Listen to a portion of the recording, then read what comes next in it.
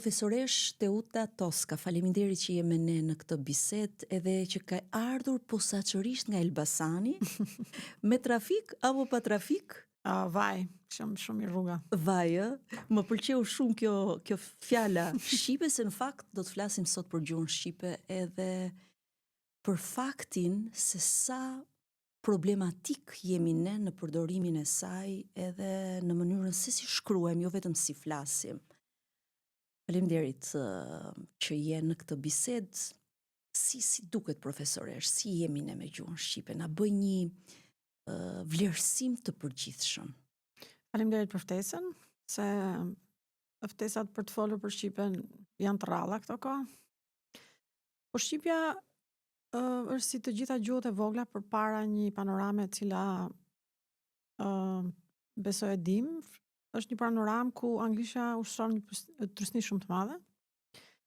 Dhe nuk është vetëm një trysni që ka të bëjë me shkëmbimet politike apo ekonomike apo dhe kulturore, por është një trysni që ushtrohet mbi mënyrën e komunikimit, edhe mjetin e komunikimit, dhe gjuhën e komunikimit. Besoj që tashmë nuk është një fakt që i çudit njerëzit që një pjesë të rinjve gjithnjë më shumë zgjedhin që të komunikojnë me njëri tjetrin në mos në anglisht, në një mënyrë që sociolingvistët e quajnë me switch code, domethënë me kodet që shkëmbehen her pas here. Dhe nuk është një mënyrë e komunikimit ku në një njësi gjuhësore siç është fjalia ti dëgjen edhe strukturën në shqip, por fjalët mund t'i gjesh edhe në anglisht, pra që është switch code i klasik.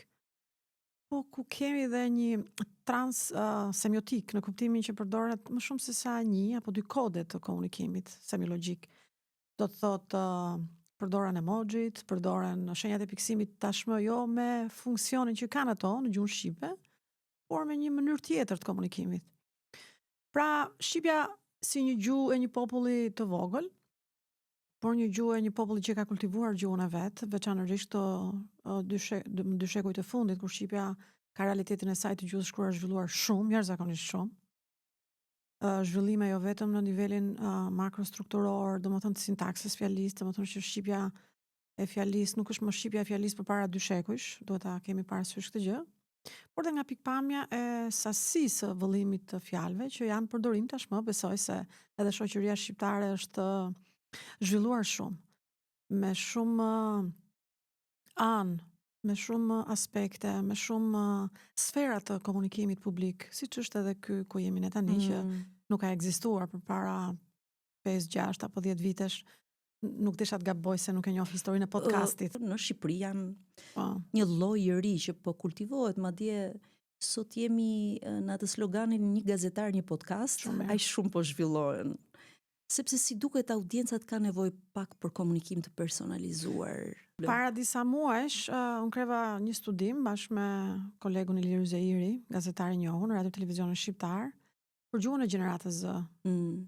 Dhe sigurisht nuk është se ne zbuluam, në fakt ne e konfirmuam që gjenerata Z apo të rinjt nuk e kanë më televizionin mjetin e tyre të komunikimit edhe të informimit, që do të thotë se podcastet janë mjeti i komunikimit të së ardhmes.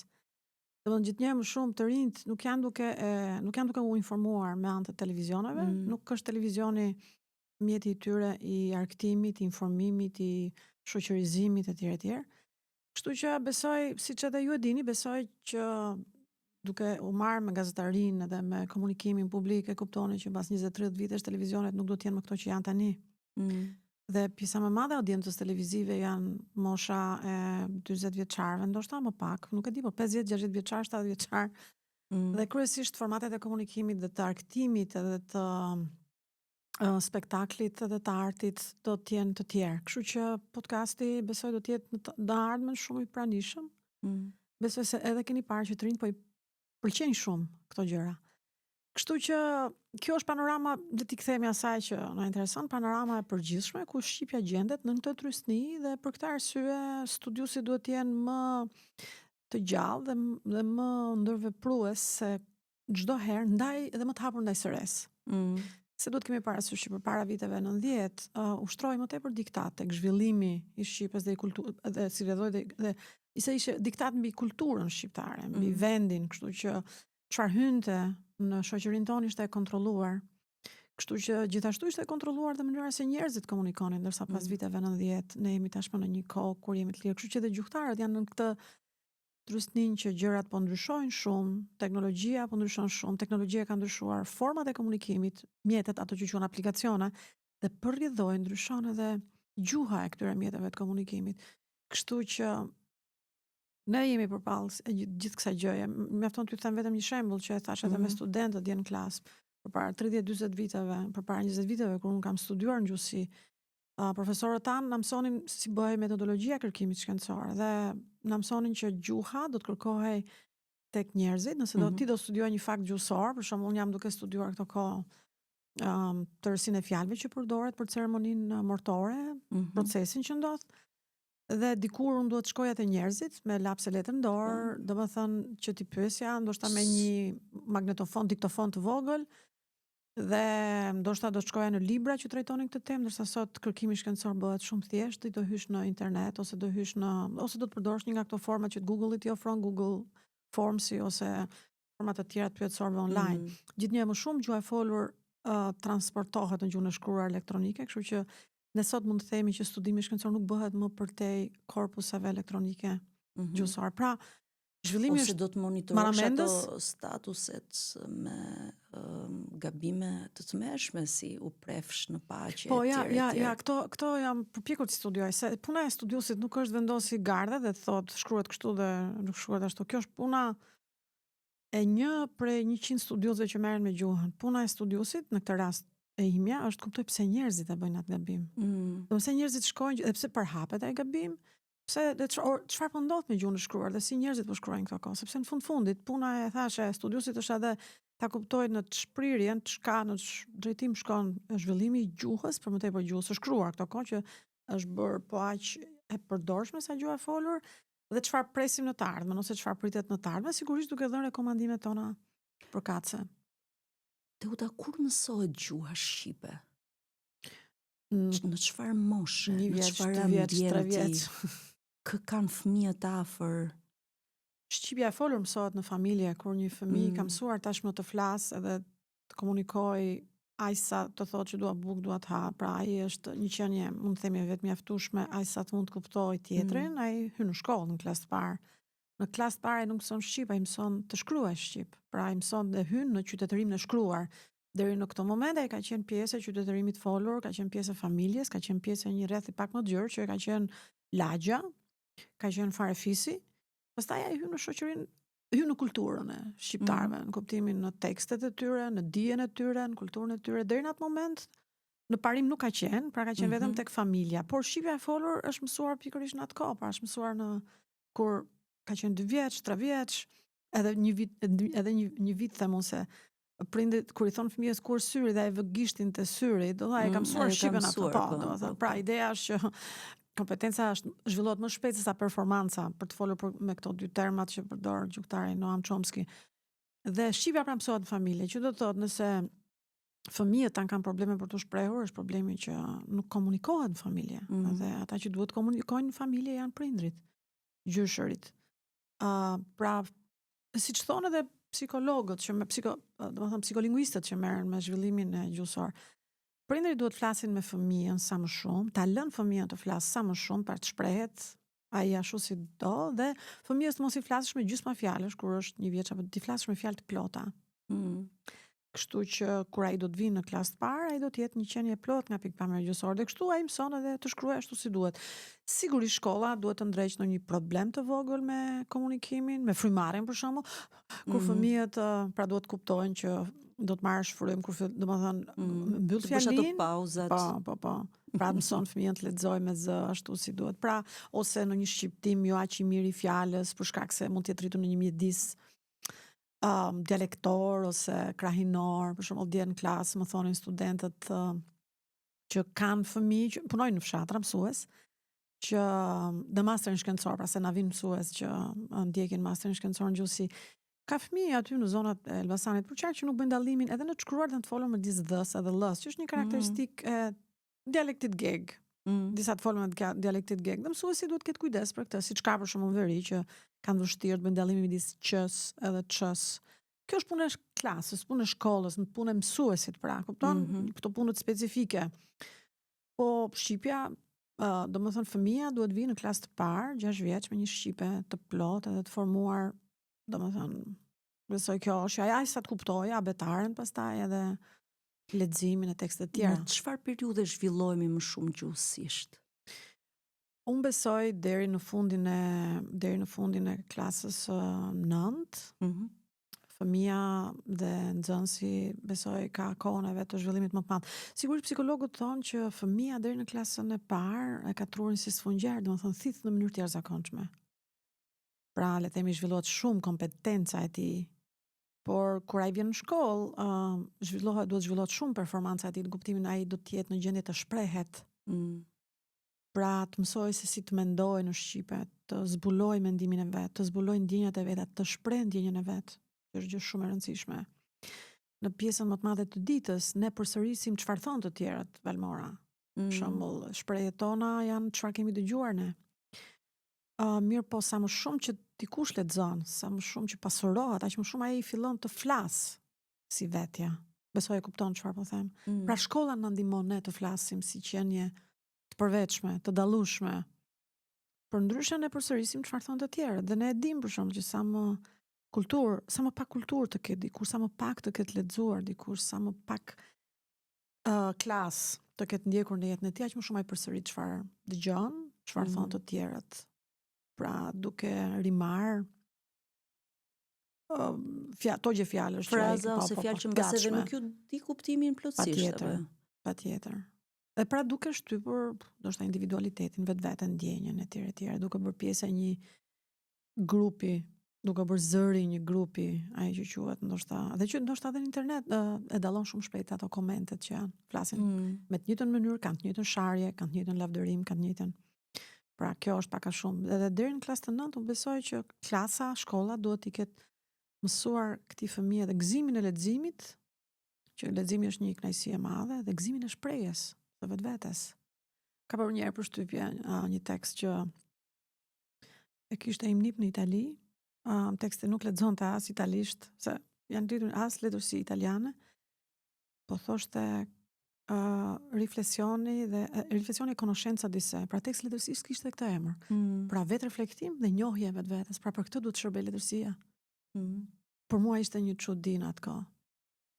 Dhe e kuptova që janë dy mënyra të ndryshme se si mësohet, dy filozofi të ndryshme për të mësuar gjuhën dhe letërsinë në shkollë.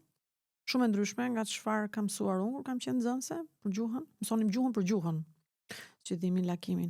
Mësonim letërsinë për letërsinë, pra kronologjinë, autorët, duhet të dinim kush ishte Frashëri, Çajupi, Azdreni, Dremjeda, Mitrosh Koteli. Ndërsa sot letërsia duhet i shërbejë njohjes së vetes edhe vetë reflektimit dhe njohjes edhe tjetrit. Sepse edhe empatia është shumë e rëndësishme. Të njohësh ndjenjën e tjetrit, kuptosh kur tjetri është i gëzuar, i mërzitur, i lënduar dhe gjë që edhe kjo i mungon shkollës, me sapo dëgjojmë, domethënë që se shtohet bullizimi. Dhe bullizimi është kur mungon empatia mes fëmijëve. Përmendet pak studentët tuaj që janë mësuesit e të ardhmes. Ata në bachelor janë ende, po janë mësuesit e së ardhmes, nëse ata në master vinë edhe mësuesët që janë tashmë në tregun e punës. Unë kam përshtypjen që ju nuk mund të bëni dot një vlerësim, sepse për ju mbase të gjithë janë shumë të mirë, po kur krahason nivelin, si ka ndryshuar në 5 vite niveli mësuesve që ju po përgatisni? 5 vite është pak për gjykuar për mësuesit, ndoshta një çik 10 vjet, po. Një dekadë. Po. Shiko, ne duhet kemi parasysh që gjatë kësaj periudhe na ka hyrë në procesin e mësimdhënies kështu në mënyrë klandestine, një mik i paftuar që është ChatGPT-ja. Dhe këto 5 vitet e fundit, domethënë është prania e tij është bërë më për disa kërcënuese, për disa të tjerë më e pranishme se sa kur, domethënë, edhe është e pamundur ta shmangësh atë nga mësimdhënia. Edhe dje pikërisht mësuesit këtë gjë po më thonin që ishin pak shqetësuar që fëmijët e tyre, nxënësit e tyre, gjithnjë më pak po pranojnë të bëjnë detyrën në klasë, detyrat me ese, kupton, me tema detyra kursi, se thonë, mund t'i bëjmë në shtëpi mësuese? Dhe unë besoj që kjo gjë ndjehet edhe me studentët e mi. Unë nuk merrem unë merrem kryesisht me studimet që lidhen me gjuhësinë teorike ose me punën e fjalorit, leksikologjin klase, dhe aty të themi të drejtën veçanërisht e leksikologjia dhe të drejtshkrimi ChatGPT-ja nuk ka shumë për të thënë për hë. Por këta pedagogët që merren me letërsinë më shprehin vazhdimisht me shqetësim që temat dhe detyrat e kursit përgjithsisht janë të gatshme. Kështu që nga njëra anë kjo në formë ka përmirësuar shumë, se por nga ana tjetër kjo e dëmton shumë kreativitetin e nxënësit. Pra, ky mik i paftuar duket sikur po e përmirëson në dukje pak performancën e studentit, por në fakt ai është duke penguar zhvillimin e tij të brendshëm ose zhvillimin e tij të mendimit të dijes. Studentët është shumë e çuditshme, domethënë tani kanë shumë burime, edhe kjo i bën ata më tepër përtac. I them studentëve të mi që kur unë kam qenë studente dhe kam filluar të studioj, ka qenë viti 93, në Shqipëri ne s'kishim libra në atë kohë. Mënyra se si ne punonim klasi është që vinte pedagogu, nxirrte leksionet e tij, dispensat. Edhe thoshte shkruani tani, edhe ne merrnim. Ne kemi bërë lëndë si stenografia për të shkruar Jo, me shkurtime. Po ne që ishim të gjuhëletërsisë e sajonim vetë stenografinë. Dhe bloqet tona të leksioneve ishin tekstet e vetme, dhe pastaj kur shkonim në bibliotekë për literaturë, herë pas here gjenim dhe tekstet e grisura, se studentët që kishin qenë përpara nesh, ndoshta kishin pasur të vështirë studionin për një kohë gjatë bibliotekë dhe grisnin artikullin apo grisnin literaturën dhe e merrin në shtëpi. Dhe një nga gjërat, ose më mirë, kompleksi inferioritetit tim si studiuse, që u arafej vazhdimisht studentëve të mi, është mungesa literaturës bashkëkohore. ChatGPT-ja, miku ju i paftuar, na ka ndihmuar shumë këto kohë, domethënë me këtë gjë, dhe për një studiues që mund ta gjej literaturën bashkëkohore në fraksion të sekondës, madje edhe të përpunuar atë, të përkthyer në shqip edhe të përpunuar mirë. Ai sa ti mund të kesh njohje të mirë të mendimit teorik bashkëkohor, gjë që kur un kam qenë studiuse, madje në vitet kur kam qenë studente dhe kur kam qenë në vitet e para të punës time si studiuse e re, se tani besoj e re quhem, e kisha të vështirë dhe të pamundur, jo vetëm ta kisha literaturën, por edhe ta kuptoj atë. Ta themi hapur, domethënë sepse kishim studiuar në një shkollë e cila ishte e mangët me literaturën perëndimore bashkëkohore, kryesisht ishte literaturë ruse, vazhdon të ishte akoma, dhe profesorët tanë të nderuar të gjuhësisë ishin gjithë formuar në një shkollë e cila sigurisht kishte dhënë fryte, patjetër. Mirë po, njerëzimi domethënë kishte përparuar në dijen e vet, në gjuhësi apo në shkencat humane, si në shkencat e perëndimit, domethënë Anglia, Franca, Gjermania, Italia dhe Amerika. Kështu që ky ka qenë kompleksi ynë i inferioritetit, flas për brezin tim. Disa rrëfen, disa nuk e rrëfen, unë se kam problem të rrëfej që mirë po tani çati po na ndihmon shumë që të hecim në një hap me kohën, pra jo vetëm ta kemi, po dhe ta përpunojmë. Por të gjitha këto burime, lehtësisht përdorueshme, i kanë bërë përtac studentët tanë. Edhe të bachelorit, edhe duan të gatshëm, ose nuk duan ta kenë menjëherë të realizuar, dhe jo të prodhuar prej tyre, po të prodhuar pikërisht. Pra, besoj që ky është në kërkim, bie dakord, në kërkim çati bën një punë të admirueshme. Po. Dhe ne duhet ta shfrytëzojmë, unë jam me këtë që teknologjinë duhet ta shfrytëzojmë në maksimum, sigurisht duke ruajtur origjinalitetin, po çfarë na ndodh ne pastaj në media, na ndodh që meraku ynë kryesor kur marrim të rinj në internshipet, që zhvillojnë, meraku ynë kryesor është që edhe nuk e dallojmë dot ditët e para nëse ky i ri që po bën këtë internship ka mendimin e vet origjinal apo jo. Pse është e vështirë? Sepse din ta përdorin chatin më mirë se sa ne. Patjetër. Chelsea qëndron tek pyetjet që i bëjnë, tek kërkesat që kanë, dhe të sjellin shpeshherë tekste, jo të gjithë e bëjnë, se sigurisht kanë nga ata që janë të formuar, po të sjellin tekste që ti do të paktën një javë për ta kuptuar. Edhe një nga testet që bëjmë ne është që ju japim në redaksi detyra të vogla që i shikojmë nëse shkruajnë vet apo jo, sepse vërtet na është kthyer në një problem. Unë besoj që për shkak të investimit të kohës që bëjmë te ta, Ndërkohë që ne nuk jemi në kërkim të një përdoruesi të mirë të chatit, po ne jemi në kërkim të një njeriu që mendon, Patjetër. të një gazetari që Po. mendon. Më tha dje një nga studentet e mia që i dhash detyrën nxënësve të mi në klasë për shkruanin nënën, dhe një pjesë e madhe më thanë se ta bëjmë në shtëpi detyrën, si shpjegohet ata që ata nuk arrinin të përshkruanin nënën e tyre në klasë. Sigurisht që unë mendoj që një nga problemet që shkolla jon ka është që dhe mësuesit e letërsisë pretendojnë se din të shkruajnë, por nuk din të shkruajnë. Nuk din? Sepse ku kanë mësuar ata të shkruajnë? E sen. Më kupton se ky për mua është një problem, unë e kam shprehur her pas here. Jo në mediat ku shkruan artikuj gjatë në Facebook-un tim, se domethënë aksesi është më i shpejt aty. Një pjesë e madhe e mësuesve që janë në sistem sot në shkollë të mesme, aty ku mësohet eseja ose të shkruarit, mund të them, pretendojnë që din, po nuk din. Dhe nëse duhen trajnuar mësuesit, duhen trajnuar pikërisht në këtë gjë. Sepse ti Valmora i njeh programet e studimit. Ku mësojnë ata të shkruajnë? Esen, mësuesit. Kështu që një njeri që pretendon se di të shkruaj, korrigjon dikë që duhet të di të shkruaj. Ja ku është, domethënë, ironia e parë. E kam thënë disa herë, vazhdoj ta them disa herë, edhe ndër profesoratin në universitet, unë njoh shumë pak njerëz që din ta shkruajnë, sen që kërkohet në shkollë të mesme. Edhe i thoja atje studentëve të mi që janë mësues, nuk mund të pretendoni të korrigjoni diçka që nuk dini ta bëni vetë përpara. Pra nëse do t'i kërkoni një detyrë nxënësve tuaj në klasë, ti duhet ta kesh shkruar vetë përpara. Për shembull, nëse ti kërkon nxënësit në klasë për shkruani nënën, ti duhet ta kesh përshkruar nënën tënde dhe t'ja lexosh nxënësve të tu në klasë. Më kupton? Po. Kështu mësohet me modele. Në lidhje me problemin që ti më the, unë mendoj që inteligjenca artificiale apo chat GPT-ja është një krim i jashtëzakonshëm i njerëzve shumë të mençur, të cilët janë duke përmirësuar shumë punën e tyre. Po.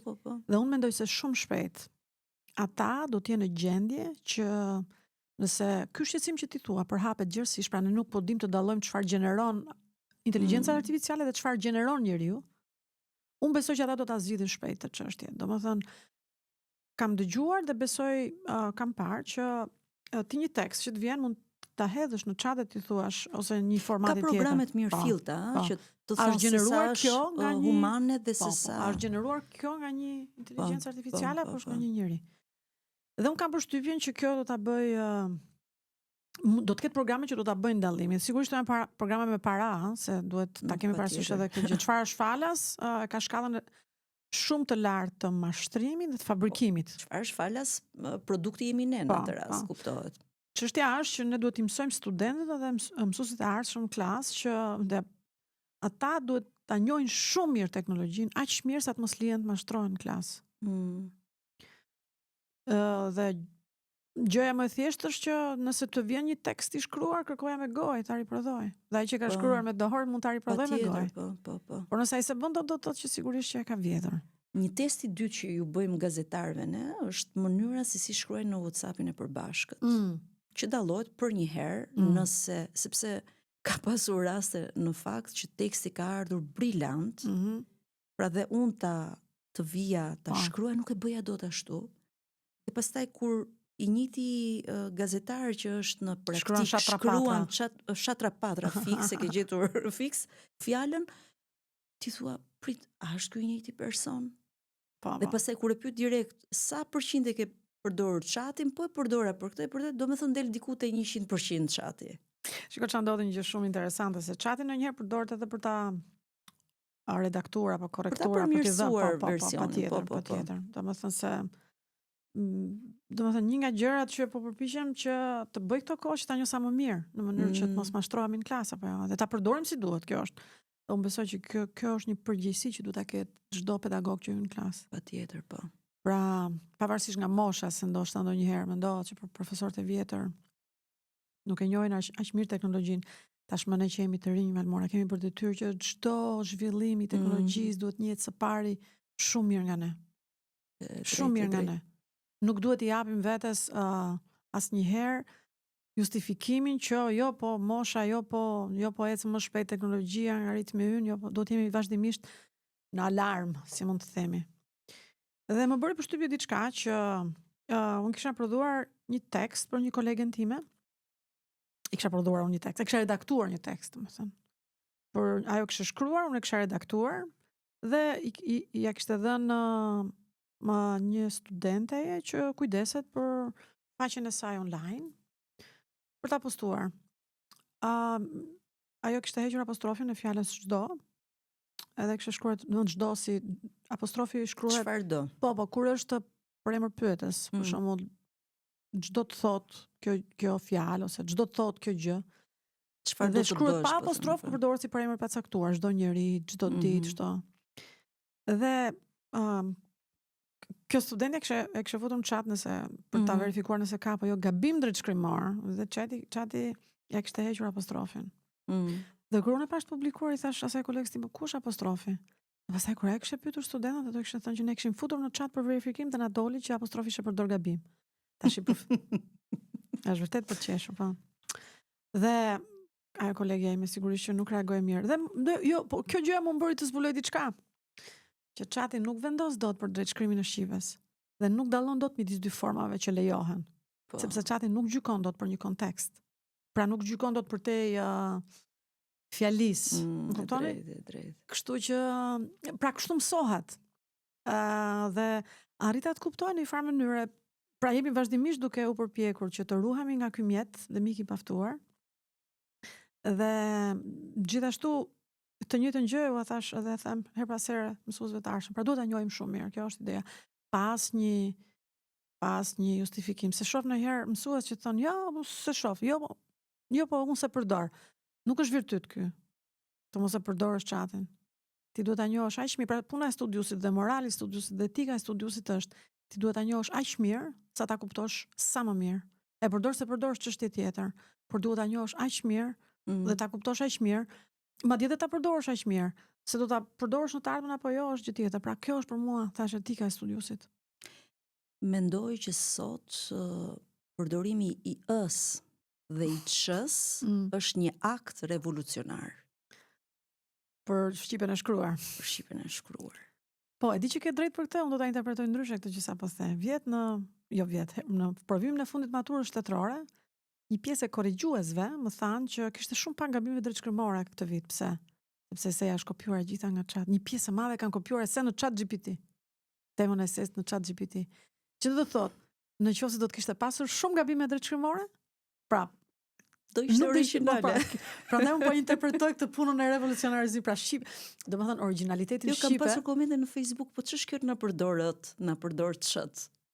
Ka ikur kjo kohë kur përdoret t-ja dhe ç-ja dhe ti ngelesh e habitur patjetër, po është vërtet akt revolucionar sepse do jesh kundër të tjerëve, të cilët nuk e përdorin, të cilët ndonjëherë të shohin, po bën si e zgjuar tani, por unë mendoj që duhet kemi respekt për çdo gërm të sigurisht patjetër alfabetit. Se përndryshe, domethënë gërmat janë për të komunikuar, domethënë, për shembull, ë-ja ndallon njësin nga shumësi.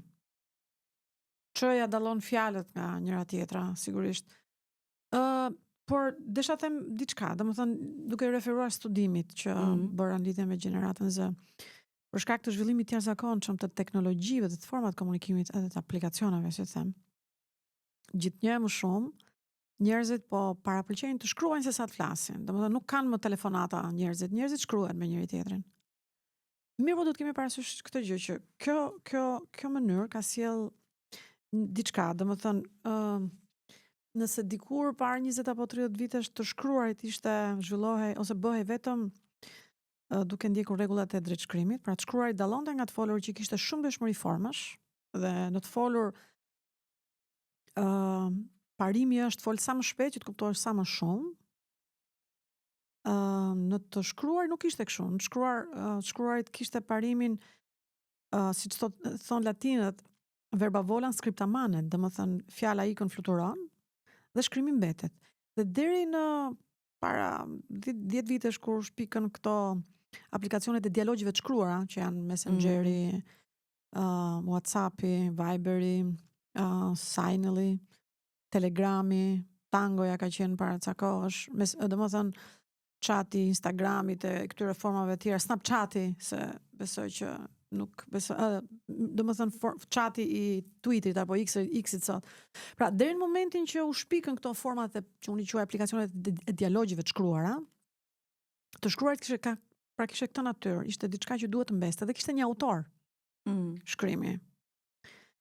Sot nuk është më kështu. Veçanërisht dhe me shpikjen e ChatGPT-s. Tekstet e shkruara, domethënë anonime, janë ato që shkëmbehen më shumë se sa kudo në internet. Për këtë arsye, autori, ashtu siç thoshte Barti, po vdes, ka vdekur prej kohësh. Domethënë Roland Barti, semiologu. Ai thoshte, domethënë e kishte shpikur, e kishte zbuluar këtë mënyrën e komunikimit dhe të interpretimit tekstit letrar pa autorin. Pra çfarë të komunikon ty, çfarë prodhon ti, çfarë interpretimi prodhon ti nga teksti letrar. Dhe sot kjo është forma se si ne lexojmë, për çfarë ndjej unë, jo çfarë ka dashur thot autori, më. Nuk ekziston, autori ka vdekur. Është vdekur e kallur tani. Po çfarë po ndodh pas në rrjetet sociale është që të gjithë papritur janë bërë shumë të ditur. Po. Dhe desha ta mbarojnë çik Valmora që dhe të shkruar tani gjithnjë më shumë duhet të ndjek ritmin e të folurit. Dhe që ta ndjekë ritmin e të folurit, ai duhet të shkurtohet sa më shumë, aq shumë sa duhet të lexohet fraksion sekonde. Dhe të shkruhet sa më shpejt. S'ka më vëmendje për të qëndruar gjatë. Po, shpejt, sa më shpejt dhe sa më shumë. Këto janë dy fjalët më të rëndësishme. Dhe shpejt, shumë shpejt, dhe sa më shumë është edhe kryefjala e chatit. Që na ofron informacionin shumë shpejt dhe sa më shumë. Edhe kjo sigurisht që dëmton komunikimin dhe zhvillimin e njeriut, sepse zhvillimi i njeriut kërkon ngadalë dhe thellë. Por chati është shpejt edhe shumë. Shumë. Në bisedat që kam bërë me mësuesen e vajzës sime, mësuese Vjolca, kemi diskutuar me mësuese Vjolcën se sa e vështirë është sot, edhe kuptoj plotësisht vështirësinë e tyre në fakt për të edukuar brezin e ri me gjuhën shqipe. Edhe kemi diskutuar një nga çështjet që na ka dalë ka qenë gjuha angleze. Unë kam një tezë për këtë, nuk e di nëse është një tezë e re apo një tezë që mund ta kenë menduar dhe të tjerë, është që ne kemi këto vite qasjen krejtësisht të gabuar të mënyrës se si po mësojmë gjuhën shqipe, për faktin e thjesht sepse ne mendojmë që këta nxënës, si vajza ime që sot është në klasë të 8, janë nxënësit që kemi qenë ne dikur. Por nuk është kështu.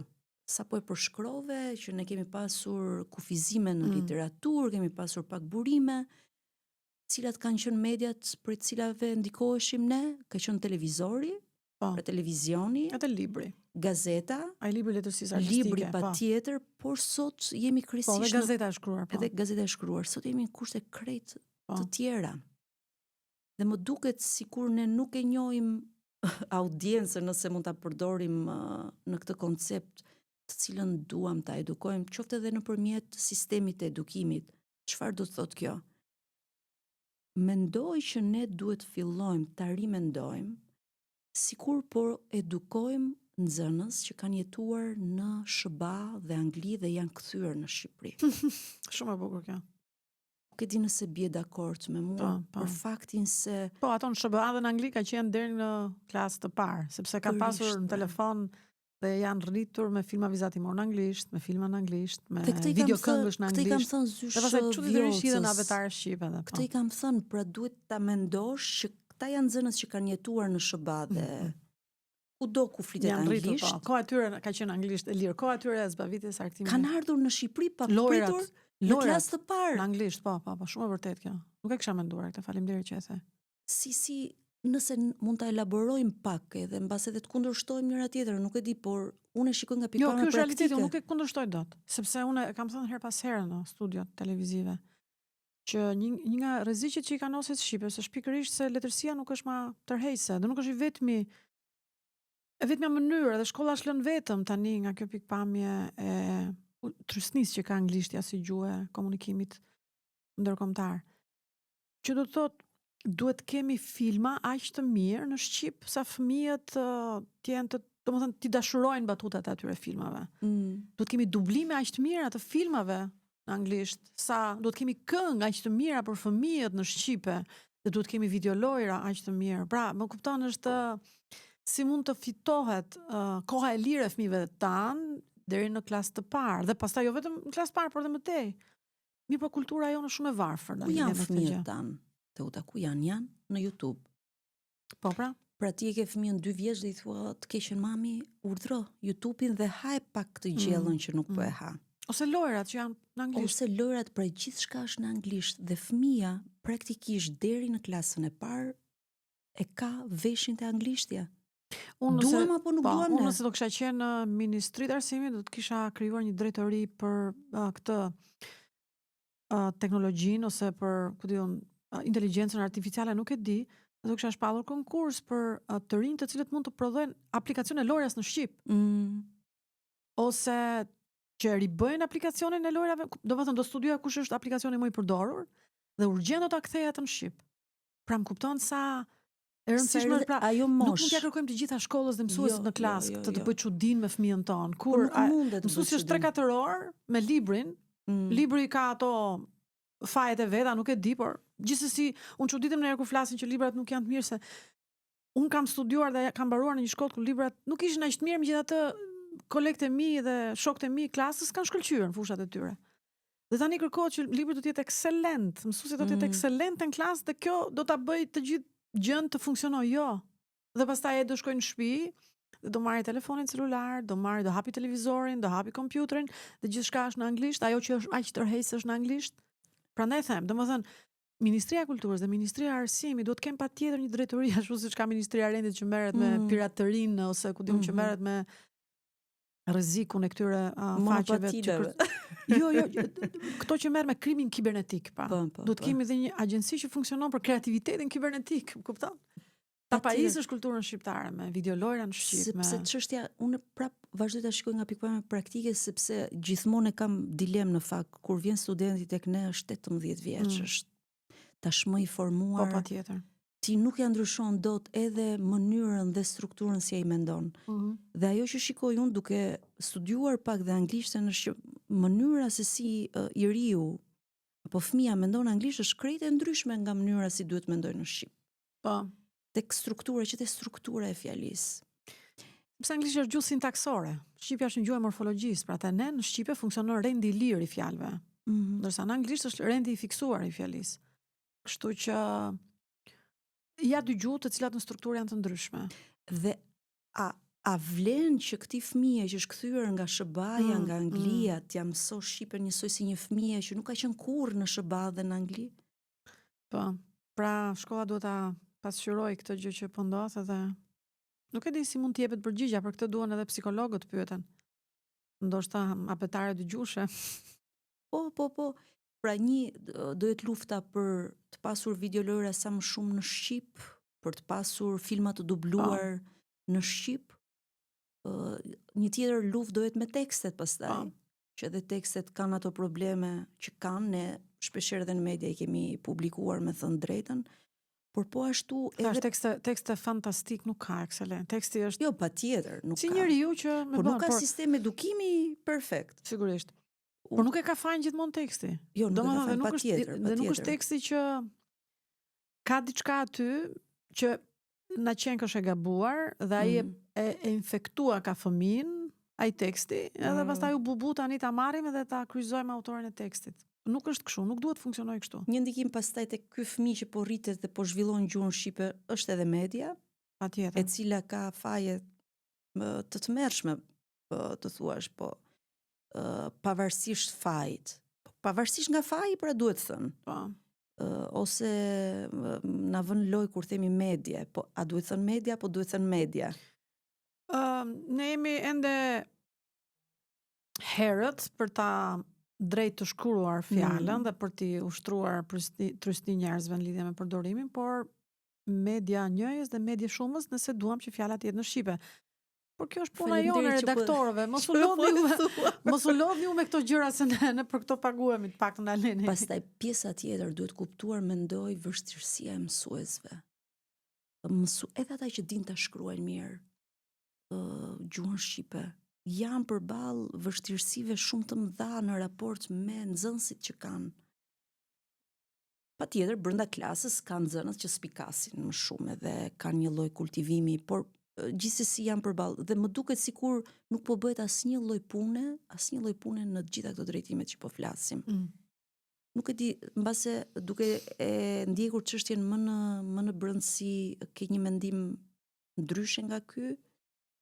Në shkollën e mesme dhe në shkollën 9 vjeçare nuk e njoh aq mirë sa mund ta njoh një nën që ka fëmijën në klasë të 8. Pra një nga pozita e nxënëses. Unë e njoh nga pozita e mësuesve dhe mësuesit sigurisht që ankohen për mungesën e kohës, presionin e madh që kanë për ndryshimin e metodologjisë vlerësimit, metodologjisë vlerësimit dhe të regjistrimit të rezultateve të nxënësve të tjera si këto. Dhe sigurisht thash edhe presioni i gjithë këtyre gjërave që po ndodhin dhe i faktit që ndonjëherë kërkohet nga shkollat të edukojnë fëmijët, siç edhe ne e dim këtë gjë. Domethënë nga mësuesi në klas tani pritet që edhe të edukojnë. Ja kanë hequr autoritetin dhe duan dhe ta edukojnë fëmijën e tyre. Por desha të them këtë gjë, që është e vërtetë që tekstet duhet ta pasqyrojnë këtë ndryshim dhe këtë trysni që sapo the, të fëmijëve që jetojnë tashmë në një realitet që quhet biling, domethënë, ose multilingual, mund të themi. Kur unë kam qenë studente dhe nxënëse ne dëgjonim vetëm shqipen. Dhe gjuhët e tjera i lexonim. Sepse nuk i dëgjonim se s'kishte atëherë to burime kemi pasur ato kanale. Stacionet tuaja, se dikush mund të thotë sa e vjetër na qen ka Teuta. Jo, domethënë shpejtësia e zhvillimit të teknologjisë ka qenë shumë e madhe këto kohë. Kur unë kam nisur klasën e parë, kam shkruar me penë edhe me boj. Dhe pastaj aty nga fundi i klasës së parë hyri stilolapsi. Thjesht për treguar se sa shpejt ndryshuan gjërat. Kurse sot jemi edhe te lapsi me gomë, apo jo, që ti e shkruan gabim mund ta fshish, po atëherë nuk kishte, po laps elektronik me gomë. Edhe elektronik me gomë, po ka ecur. Dhe nga kjo pikpamje, pra edhe teksti shkollor s'mund të jetë ai që ka qenë, edhe domethënë desha të them këtë gjë që ne jemi përballemi me multilingualitetin dhe madje fëmijët përballen edhe me këtë domethënë me transsemiotikën që e përmenda, me shumë sistemësinë mjeteve të tjera që përdoren. Për shembull, mund të dallojnë që e shikojnë shkrimin kinez apo shkrimin japonisht apo frëngjisht, italisht, edhe veshi i tyre vazhdimisht kap gjuhë të tjera. Kështu që, ku di unë, ndoshta edhe tekstet tona duhet ta pasqyrojnë këtë gjë ose një mënyrë tjetër se si mësohet. Megjithëse abetarja tashmë është bërë dhe por ndoshta tekstet e klasës 2, 3 dhe 4 dhe ku di unë, ndoshta do heqim dorë ndoshta duke dhënë ca autor që është e vështirë që të mësohen që në klasë të parë, o në klasë të dytë dhe në klasë të tretë. Por thash kjo kërkon shumë studime dhe nuk e di se si funksionon pastaj ministria nëse arrin ta kuptojë apo se çfarë ndodh realisht me her pas here shoh një prirje të shkollave dhe të mësuesve për të këshilluar librat në gjuhën shqipe, pastaj kur ti i lexon këta libra shikon që përkthimi është vërtet problematik. Përkthimet mira ka shumë, jo të gjitha. Po. Përkthimet mira ka shumë dhe botohet shumë në shqip Valmora. Besoj kur ti shikon panairin që po vjen tani në nëntor. Në shqip nuk është botuar asnjëherë kaq shumë. Edhe nuk është përkthyer asnjëherë kaq shumë. Sigurisht në një kohë kur ka përkthim kaq shumë, do të ketë cilësi dobët, siç ka dhe cilësi të mirë. Përkthyes shumë të mirë të lehtësisë për fëmijë unë njoh, domethënë. Dhe nuk e di nëse këta janë ata që lexohen. Dhe janë vërtet mjeshtër në përkthim. Nuk e di pastaj se çfarë ndodh me listën e librave, por nëse unë besoj një përkthim i mirë vjen me lehtësi të shkëlqyer, siç unë kam lexuar në universitet, jo aq kur kam qenë në shkollë të mesme dhe 9 vjeçare, Tom Sawyerin, Aventurat e Tom Sawyerit, Mark Twainit, apo edhe shkrimtarët tanë, lehtësisë për fëmijë. Unë them se jo, gjendet mënyra për të bërë fëmijën të dashurohet me shqipen, dhe unë kam qenë në shkolla që sigurisht fëmijët kanë qenë të dashuruar me shqipen, sepse dhe mësuesi i tyre ka qenë shumë pasionant për ta dhënë letërsinë shqipe.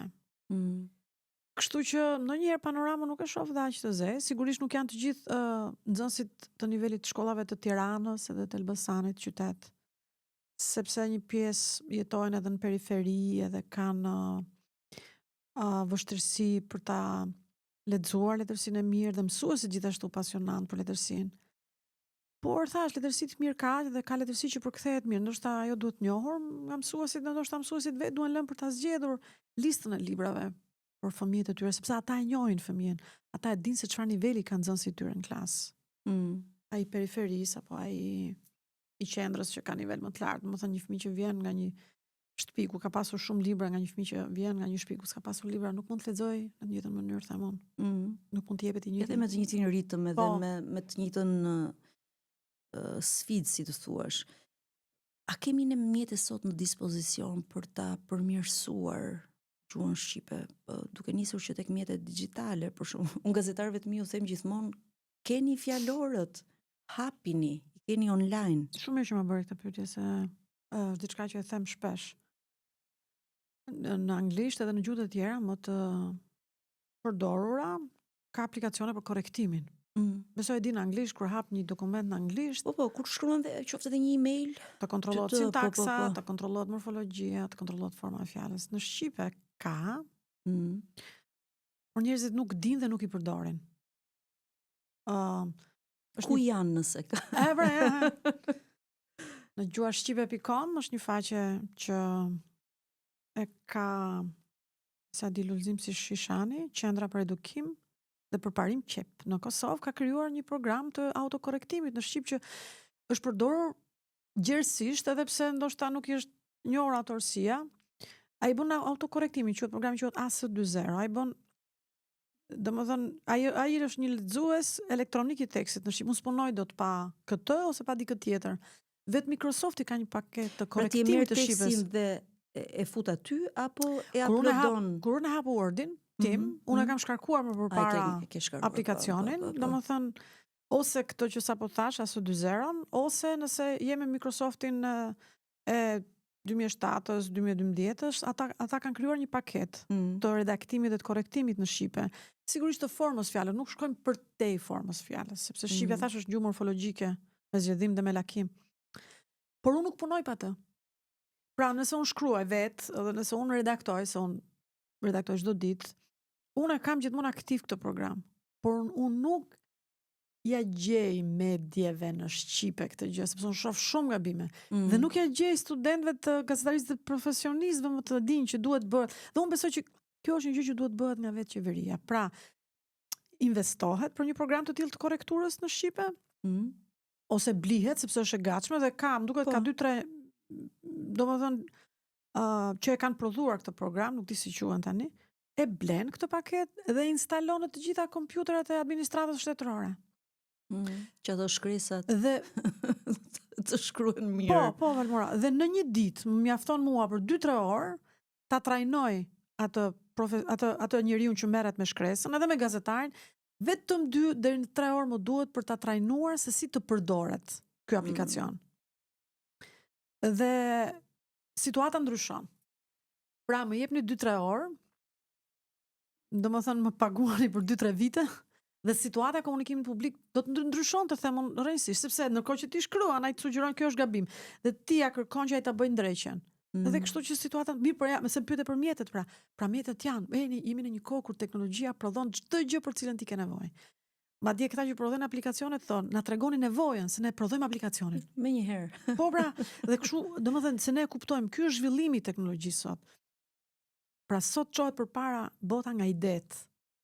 Pra duhet kesh iden, ose duhet të tregosh ti çfarë nevoje ke për diçka, ata e të kuptojnë nevojën, inxhinieri e kupton nevojën dhe ta riprodhon ty këtë gjë. Ta prodhon aplikacionin që duhet. Pra për kontrollin elektronik të shqipes, ka mjetet, duhen, pastaj janë fjalorët sigurisht. Sa herë më pyesin mua njerëzit në telefon, po si shkruhet kjo fjala, si shkruhet ajo fjala? Edhe unë i çoj fjaloren që është online. Do të jetë dhe ky i Akademisë Shkencave shumë shpejt online. Mjafton të shkruash në Google fjalor shqip, po, dhe ti gjen burimet. Ky qëndrim duhet mësohet që në shkollë. Që në shkollë duhet mësohet ky qëndrim. Pra, cili është ky qëndrim? Të qenë i kujdesshëm ndaj asaj që shkruan. Më kupton? Po. Po sot po shkruesi po flitet, pra ne nuk kemi kujdes kur flasim në përditshmërinë tonë. Ndoshta kur jemi tani bashkë duke komunikuar përpiqemi të jemi më të kujdesshëm. Po, patjetër se është një bisedë. Jemi në një sferë tjetër, do përdorim një regjistër tjetër, po sa po dalim prej këtij do të kemi asnjë kontroll mbi ato që themi nga pikpamja e shprehjes gjuhësore. E njëjta gjë po ndodh me shkrimin. Çështja ngelet pastaj edhe te celulari, sepse në kompjuter ti mund ta downloadosh një program caktuar, korrekture ose një fjalor, po te celulari, se mjeti i punës Shumë mirë që ma është bëre, po, celulari. shumë mirë që ma në bëre fakt, këtë pyetje, po. Dhe nga studimi që ne bëm me kolegun Vizeiri, doli që nuk është kompjuteri mjeti më i përdorshëm siç edhe ti the, është celulari. Pra sot celulari është multifunksional. Mirë, po këta që kanë krijuar celularët, aplikacionet në celular që shtohen, dhe duke ditur që në anglisht njerëzit po shkruajnë më shumë se sa po lexojnë, në anglisht kanë krijuar dhe aplikacionin që ta shkruan të ndihmon në shkrimin e tekstit shpejt edhe mirë. Apo jo, që është për shembull nëse ti e ke aktivizuar në tastier, ti shkruan dy shkronjat e para dhe ai të sugjeron shkrimin automatikisht. Dhe pafti është typ. Po në shqipe, edhe në shqipe mund ta bësh këtë gjë, Dhe unë e kam mësuar nga një gjimnazistës të Ismail Qemalit dhe jam befasuar. Dhe prandaj thënë që mësuesit në klasë duhet të jenë portat hapura që të mësojnë nga të rinjt. Të mësojnë nga nxënësit e tyre, sepse nëse kur unë kam qenë nxënëse s'kisha asgjë për të mësuar, ndoshta profesorit tim, sot ata kanë çtu mësojnë.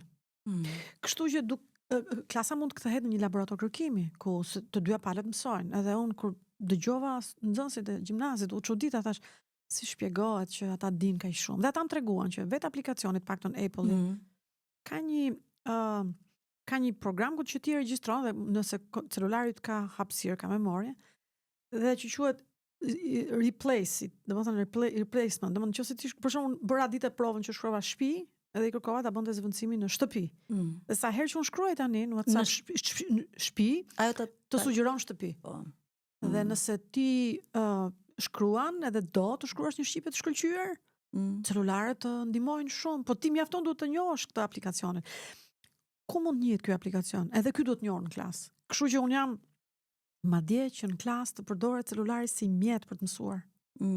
Në gjuhë në klasë. Domethënë vjen një moment aty nga mesi i vitit. Po problemi është celulari është ndaluar kryesisht në shkollat 9-vjeçare. Po mund bëhet në shkollat e mesme. Mund bëhet që mbaron orari i mësimit, dhe mësuesja e gjuhës thotë, "Ok, do të lëm një orë sot gjithë klasë me celular dhe unë do të mësojmë të shkruajmë shqipen ashtu si duhet duke u zbavitur si lojë." Dhe unë besoj që të gjithë do ta pranonin këtë gjë.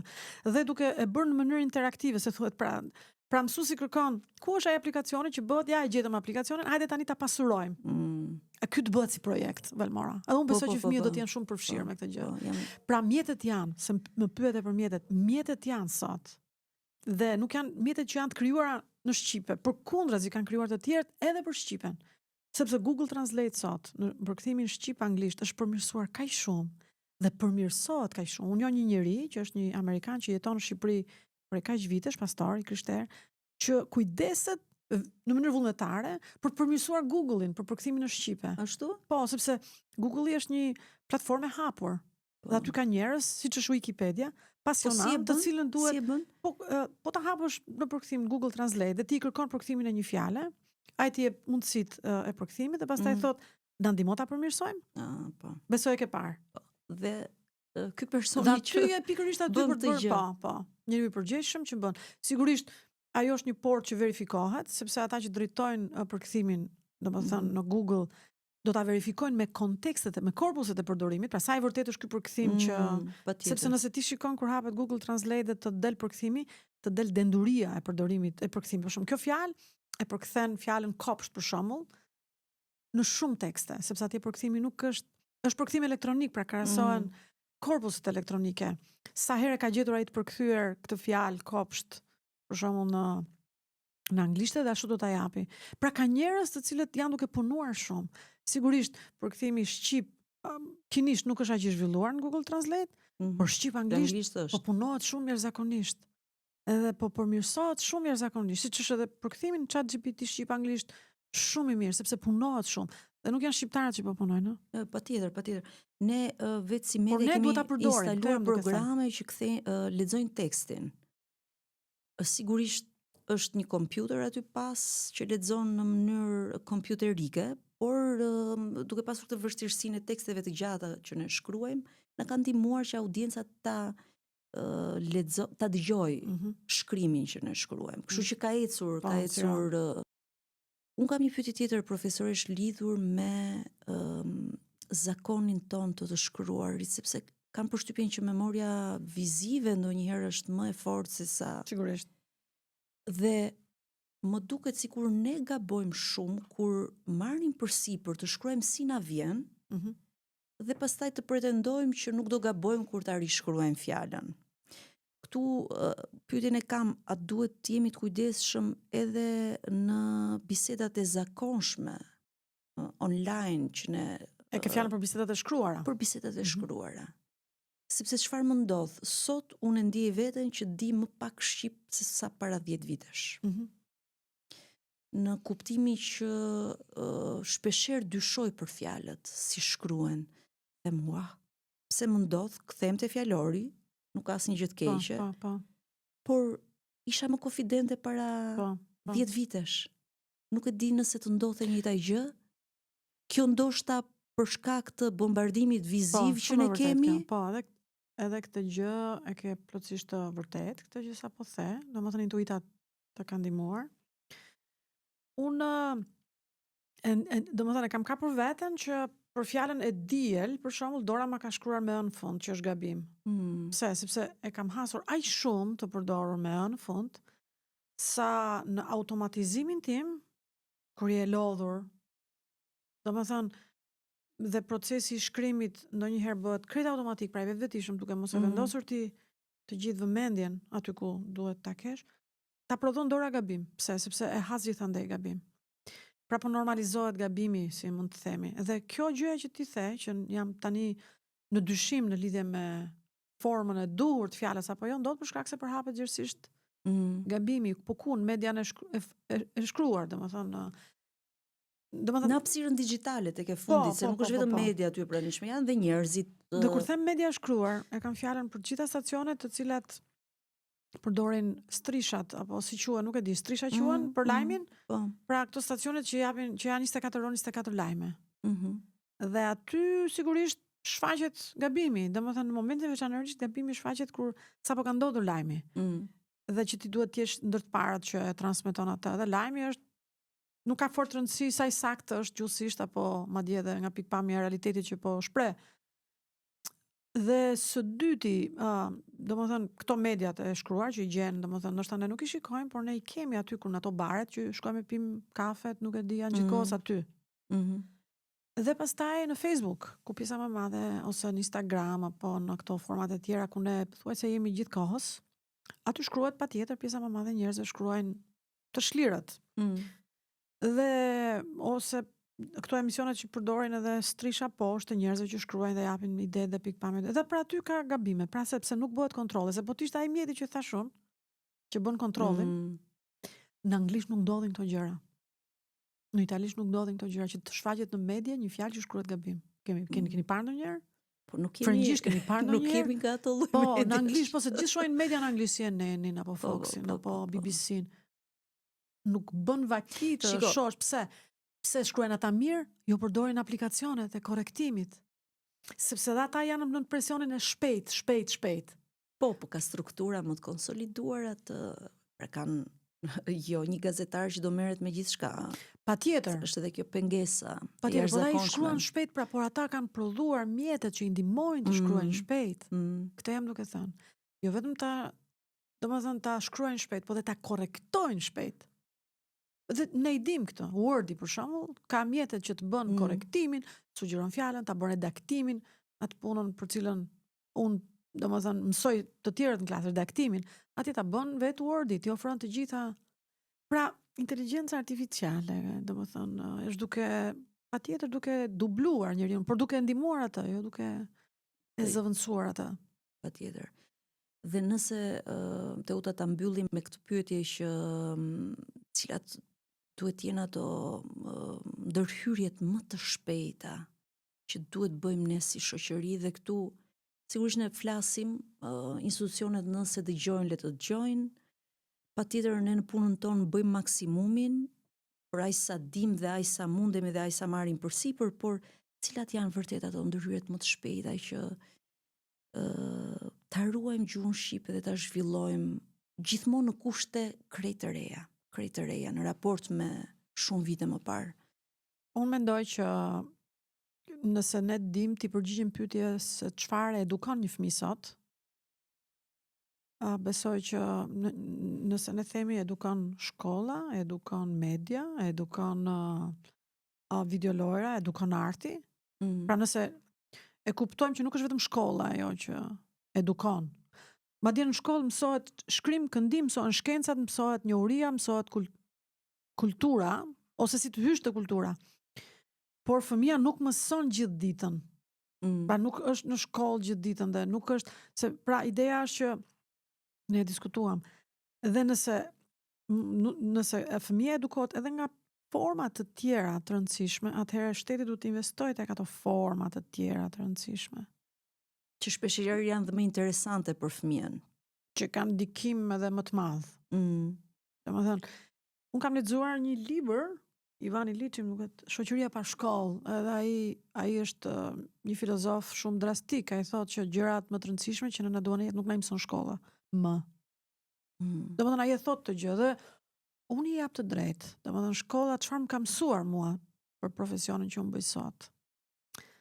Unë kam studiuar 12 vjet në një shkollë muzike për violin. Dhe çfarë mësova unë asaj shkolle? Disiplina e punës. Dhe gjërat që më ka mësuar e shkollë, mund të them se i kam harruar sot. Kuptimin gjërat që lidhen me gjeografin, fizikën, matematikën, kimin, kuptoni? Por ajo që mora nga shkolla ishte disiplina shumë e fortë në punë, edhe për shkak të instrumentit. Mësova një kulturë muzikore, dashuri, ndjeshmëri për muzikën. Dhe për këtë e falenderoj atë shkollën time. Dhe pastaj nga 4 vitet e mia në universitet, një pjesë të madhe të gjërave edhe i kam harruar, nuk më duhen apo jo. Por ajo çfarë mësova sigurisht ishte pra cilësitë e kërkimit edhe të dëshirës për dijen edhe për njohurinë. Por makinën e kam mësuar në kurs, kompjuterin e kam mësuar vet, teknologjitë, celularin e kam mësuar vet, pra ideja është që një pjesë e madhe të gjëra apo ti vëmre, nuk na e kam mësuar shkolla, e kemi mësuar vet. Pra nuk do të kërkojmë nga shkolla atë që shkolla s'mund ta jap dot. Nuk mund të kërkojmë nga mësuesi atë që mësuesi nuk e jep dot. Mirë, po unë shoh që ne kemi lënë shkollën vetëm, a thosë shkolla është perëndia. I shqiptarëve që më katuar gjatë gjithë kësaj kohe, ta braktisim tani. Jo, shteti duhet të investojë në kulturë, teatr, muzikë, videolojra, siç edhe unë thash. Edhe kënde sportive, pishina, fusha tenisi, pra më kupton çfarë më duhet të them, pra fëmijët të jenë bashkë me njëri tjetrin, të luajnë me njëri tjetrin. Edhe pra shkollat vërtet në kohën e komunizmit kishin aq shumë borre, të cilat janë zhdukur sot. Sot pra fëmijët duhet të jenë bashkë, të luajnë bashkë.